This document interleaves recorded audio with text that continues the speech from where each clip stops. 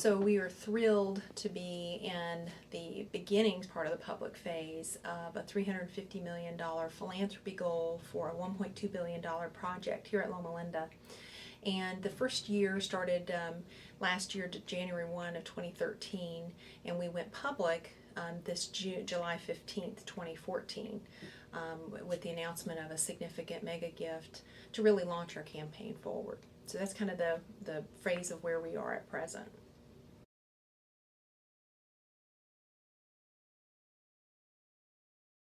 Fortunately, Loma Linda has been thinking about what the needs were for quite a while.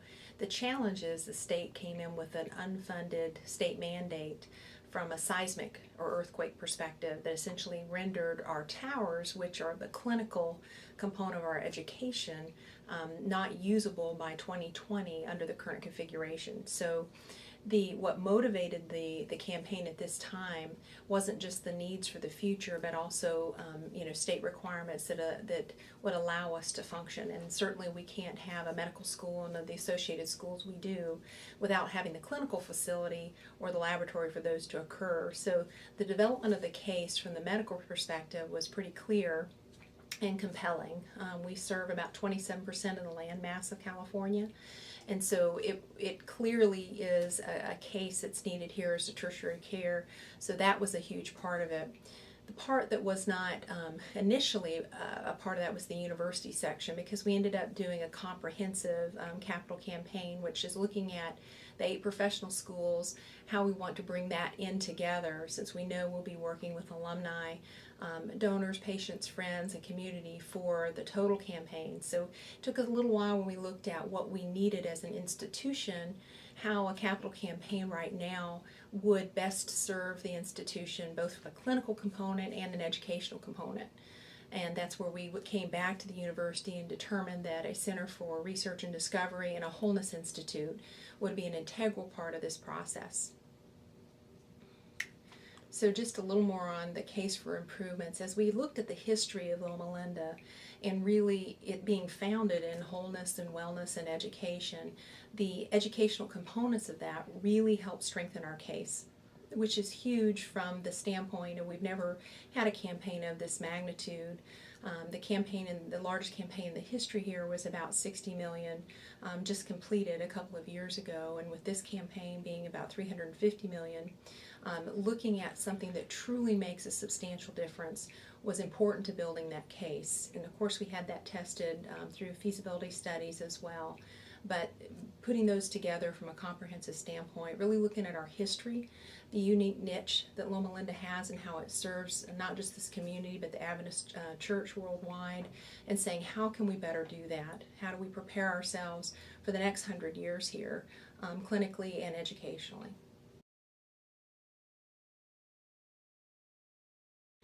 Well, we here really are landlocked. We don't have a lot of space to expand, and when you're talking about an infrastructure which is maintained primarily on the campus, to look at where we might put facilities of this magnitude, we were limited in doing that, and to continue to use the support services such as our cogeneration plant, etc. So it took a while, but not very long, to determine where the location would be, just because of some those support items which are in place, which would be very expensive to replace or to change. As far as plans and architects, it's been about 1.5 years of looking at what the needs are, defining how those would work operationally, and of course to build an academic medical center is very different. And to meet the needs of all the diverse schools and students that we have, to be able to define that with various working groups. We did just hire an architectural firm who's moving forward now, and we're in the drawings and planning process beyond concept to be able to meet those needs and unique needs of an academic medical center. We're making really good progress with that. We're certainly looking forward to being able to define naming opportunities and ways for those who want to be a part of this exciting future to partner with us. But it has taken a while, but I think it's good due diligence to determine, so we can say to people this is clearly the best practice for what we want to accomplish and how we can better serve the needs of the patients who entrust their care to us, as well as those that are learning here and will go out and serve around the country. So it's been a good process with a lot of people clinically and educationally involved, and we're making good progress with that.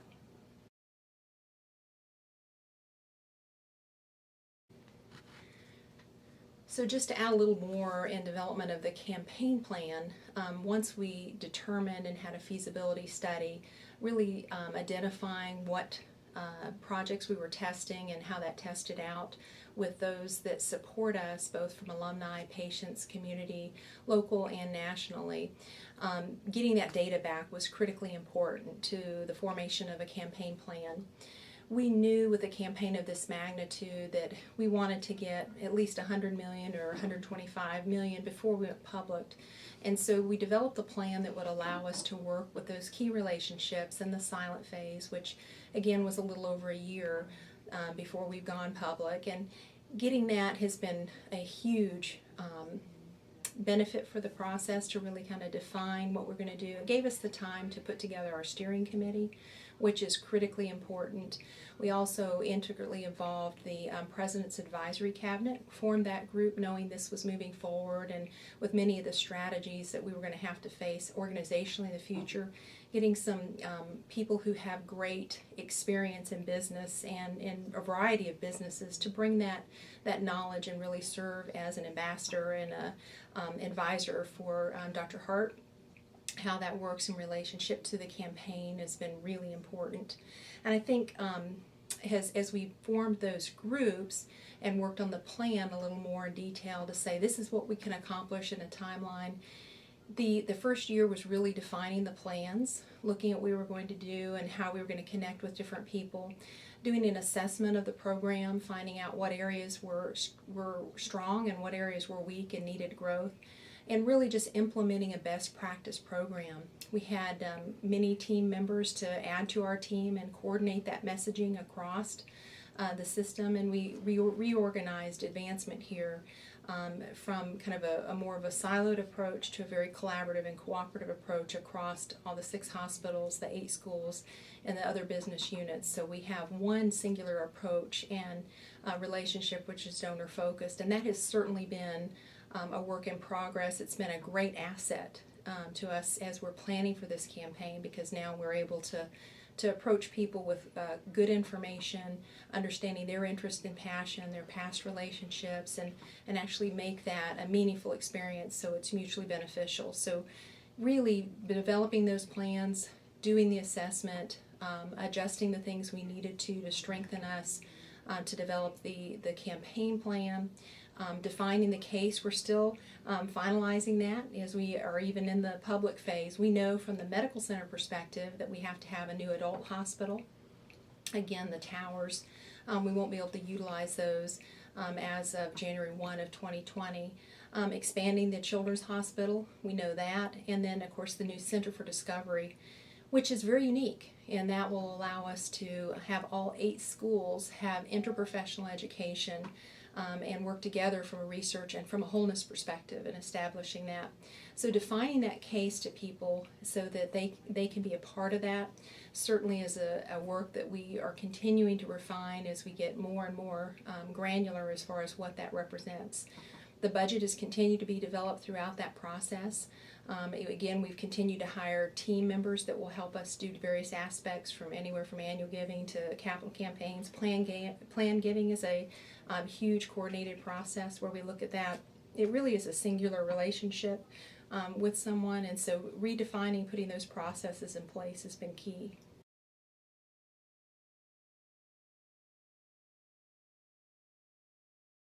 Well, our feasibility study was critically important. Having an outside firm come in, we did an RFP. We had a competition between 3 firms come in, and a great group of leaders across the institution that actually selected the group that helped us lead that study. The study was very important in that we had them do a full, not only just talking with individuals in interviews, but a full audit of our program. To again look at where we are compared to a best practice program of our aspirant peers. The interviews were excellent. It certainly allowed us to test our case, look at where we were in those various relationships, and learn from the interest level that people had. And we were very encouraged that with the history of wholeness and wellness in particular, that there's tremendous interest and want and support for that. So it's given our team internally the motivation, not just our advancement and development teams, but our leadership team organizationally, encouragement that there are many who are interested and want to be a part of moving this forward, and certainly the education aspect of it. Clinical care is a critical part, so hearing those different perspectives. The team interviewed, I think it was around 107 or so across the country, alumni, former patients, different individuals who've had relationships with us for many years. That information was critically important because what our team did and what I did from a development and advancement standpoint was take each of the outcomes in each of those areas as well as the internal audit, go through and say, okay, over the next year, what do we need to do to address, to build the foundation that will let us be successful in this campaign? At the same time, we continue to work on some of those key relationships, which certainly have been the foundation of the base of the campaign and let us go public, just a couple months ago. Some of the things we learned from the community was that telling our story is something that is so critical that we often take for granted. Amazing things happen behind the walls here every day, whether it's educating students or whether it's saving lives. Because Loma Linda has such a high level of care, there are incredible things that go on every day. And our ability to tell the community and share with them the impact that is occurring because of Loma Linda's outreach in this community is something that we learned we needed to improve on. So it's allowed us to really work with our marketing and public affairs team and shape our messaging and tell our stories in a way that the community can realize that their involvement makes a difference. That's been very exciting as we've kind of put together the steering committee, and we've gotten different groups from our Children's Hospital Foundation that are primarily community members that want to make a difference, and they care deeply about the mission of Loma Linda and the impact that it has. Getting them involved, taking an active level of not just participation but leadership in this has been an absolute blessing, and gives our team the ability to take that messaging, listen and learn from those groups, and multiply that tremendously. So the campaign where we are putting together feasibility studies has been a huge growth point for us in really messaging our relationship with the community, and we're very excited about what that's doing for us for the future. We're looking at people who have had a long-term relationship with us in some way, and again, it involves a variety of audiences from community to alumni, patients, etc., and really telling them and sharing with them the vision for the future. People who want to be a part of that has not been difficult to find. Talking with them clearly about what the role is, kind of the job description of serving on a steering committee, the time commitment, but also showing them the impact. That was a big part. Taking them on tours of the Children's Hospital and the different aspects and letting them see firsthand that what their time and their volunteer efforts were going to do was absolutely immeasurable, not just in dollars raised, but immeasurable in the impacts of lives. And finding that group has just been absolutely exciting. Peers connect with peers and people in the community and with like and shared interest, and getting them to be a part, to tell this and be an ambassador and to help us raise these funds to secure the future has absolutely been fun. Not difficult, and it's been absolutely fun. A lot of work to maintain an active group, and from a volunteer perspective, utilize their time efficiently and effectively. But once they know specifically what the needs are and they help design the process and the plan, they have just been wonderful, and we're so excited. We're in the process right now of finalizing our internal leadership campaigns. They've taken active roles in that and are helping us connect with other individuals in the community that have a shared passion that we may not even know. So the value of that committee is I can't even put a value on it. It's so important to our success. And the relationships there, many of them go back many, many years or multi-generations. And it's absolutely critical to our success.